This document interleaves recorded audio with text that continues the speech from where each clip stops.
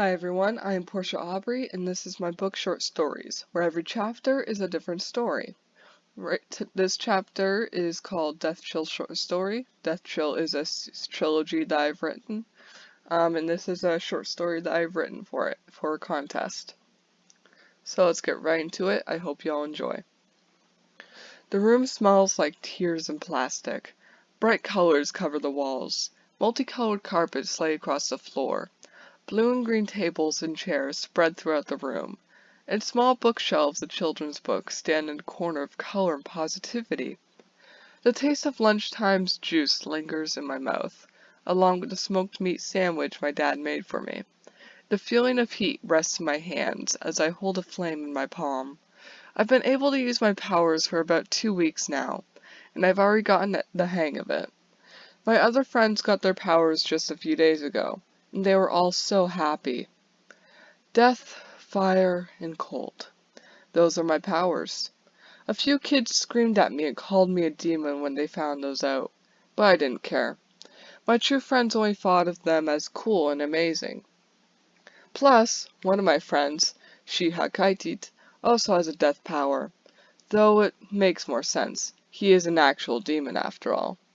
I'm friends with 2 demons, Hakaitit. His powers are death and teleportation, and Hakaishinit. Her powers are destruction and teleportation. Even though they're demons, they're still some of the nicest people I've ever met. A thunderous crash along with a scream snaps me out of my daydream. Anne grabs my hand and pulls me towards it. She only has one power, and it's mind reading. Some people call her weak since she doesn't have a fighting power, but I know she can take them all down in a fistfight. No problem. She and Hakai follow as we dash towards the noise. Once we get there, we see a circle of children, around 20. At first it's not clear what's happening, but as we get closer we figure it out. We spot Samuel on the ground inside the circle, bleeding and crying. His afro has loads of dirt and shards of glass in it, and his mahogany skin is bruised with spots of blood. His clothes are ripped and destroyed. He went all out to look nice today. Well, he goes all out every day, but today was special. He was excited for show and tell, so he wanted to look his best. Samuel screams out in tears as the other kids stand there, laughing and beating him. My friends and I are frozen at the sight of him for a few seconds. Then Anne goes running up and pulling everyone to the ground. She shouts, "Leave Samuel alone!" One of the kids grabs her hair and pulls her down. He has a glass power, so he's most likely the reason for the crash. In all of the glass. He has red hair in the form of mohawk, a black Nike muscle shirt, and dark blue Nike basketball shoes. He yells as he kicks her in the gut, "Shut up! You're weaker than him! You have a stupid power!" That was the last straw for Shin Hakai. There's a long history between those 2 demons. A history that would require an entire history book to explain.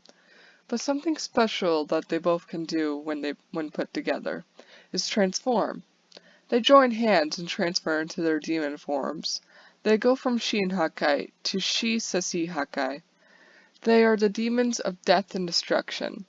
Bits of Hakai's belly explodes, leaving holes all throughout her. But she isn't bleeding.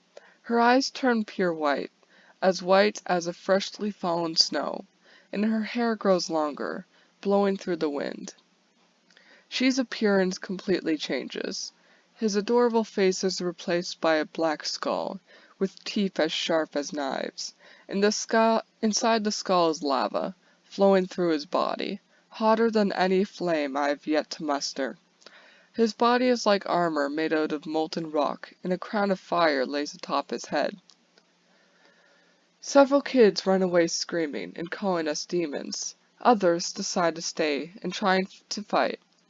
I run over to Samuel and Anne, while Shi Sasi Hakai covers me. "Are you guys okay?" Anne coughs and wheezes, but manages a nod. "Yeah, I'll be fine." I reach out my hand and they both grab it. "Let's kick their asses."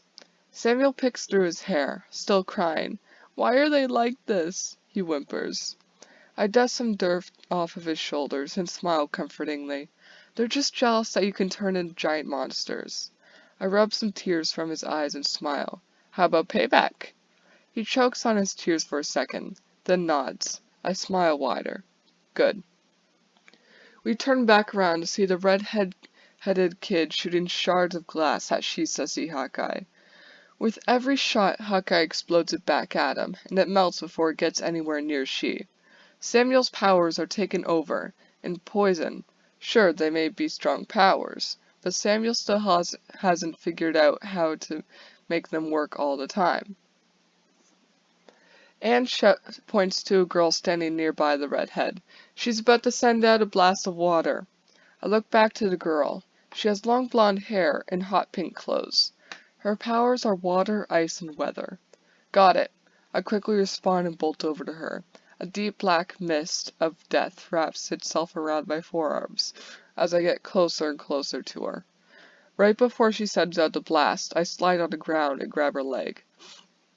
She wails in pain and collapses to the ground, tears quickly forming in her eyes as I let go. Lexus! Anne calls out and points to a pair not too far from me. They're nearby the slide on the playground. The boy has fire and the girl has strength. Samuel! I yell as I hurry over to them. He perks his head up, covertly moping. You get the girl, I'll get the guy. He nods and rushes over. He takes the form of a dark gray wolf and pounces on the girl. I make my surroundings colder, weakening the boy's flame. I jump up and send a small ball of fire towards the boy. His clothes set slightly on fire and he runs away screaming. I look over to see the girl's arm bleeding after Samuel bit her several times. I pull him off her and she scurries away. Samuel transports back. Overdid it? I nod. Just a little. We turn around to see Anne in a fistfight with one of the boys. The boy's power is strength. She's using his power against him. The boy stomps on the ground and swings at her while she's catching her balance. Anne squats down, blocking the punch, and headbutts his gut. The boy is winded and drops to the ground, holding his stomach and crying. She looks over to us and smiles innocently. Samuel and I look at each other and giggle quietly. Our attention switches over to Shisasi Hawkeye and the red-headed boy. He's growing apprehensive and has started sending out large amounts of glass. His breathing is frantic and he's sweating uncontrollably. He's running out of energy, and he's terrified of what Shisasi Hawkeye will do if he stops. Anne walks over to Samuel and I. None of us take our eyes off of the fight. She starts moving his hands in a circle, forming an orb of deathly mist. Hawkeye does the same, but her orb isn't explosive. The boy's face goes pale, and he wets himself. The demons show an evil smirk, and they throw the orbs towards the poor boy. The boy attempts to run away, but he can't escape the explosion. The poor boy is engulfed in the flames of the explosions, and screeches from the pain of the mist. A bitter taste appears in my mouth, like blood and fish. I hate fish. Stop that at once! Our teacher screams, running out to the playground. Shisasi Hawkeye switch back to their human forms and attempt to hide their amusement. The teacher spawns in a blanket that can cancel powers and heal injuries. She tosses it over the boy and scowls at us as it heals the boy. What's the meaning of this? All at once we point to the boy under the blanket, then at Samuel. The teacher gives a look of angered confusion, and Anne decides to explain. He and all of the other kids have been bullying him and I. She walks over to Samuel and points to his afro covered in dirt, glass, and blood. Look at him. His clothes are completely destroyed. He's covered in his own blood, and who knows how much glass may be in his body right now. The teacher stops to think for a second, analyzing the bloody, destroyed playground. She lets out a frustrated sigh. Fine. All of you go to the nurse. I understand that you were just protecting each other. We do as she says without saying another word to each other. That is, until we get back into the school and out of hearing distance. That was so much fun. Hawkeye starts with a cheery smile on her face. She inspects Samuel's bloody body. Sorry, no, it's fine. He smiles and quickly laughs to himself. They got what they deserve.